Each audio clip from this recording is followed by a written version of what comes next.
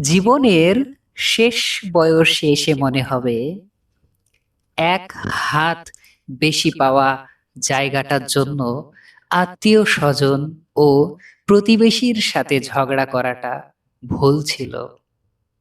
রাত জেগে মিথ্যা স্বপ্ন দেখিয়ে কারো সাথে বেইমানি করাটাও ভুল ছিল।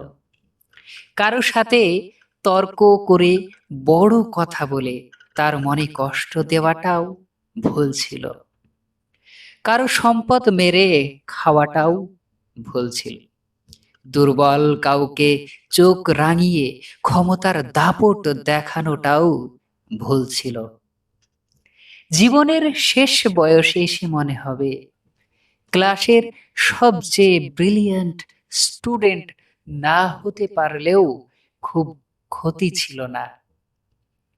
অনেক টাকা জীবনে ইনকাম করতে না পারলেও বড় কোনো ক্ষতি হতো না। জীবনের শেষ বয়সে এসে মনে হবে কষ্ট ছাড়া একটু স্বাভাবিক মৃত্যুটা যেন শেষ যাওয়া।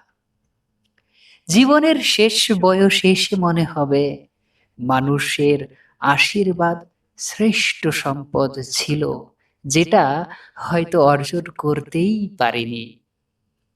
জীবনের শেষ বয়সে এসে মনে হবে মানুষের মনে কষ্ট দেওয়াটা সবচেয়ে বড় ভুল ছিল।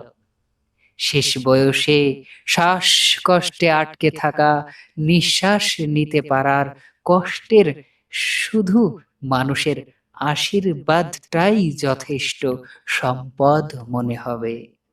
তাই আসুন সবাই মানুষের ভালোবাসা অর্জন করার চেষ্টা করি, অভিশাপ নয়।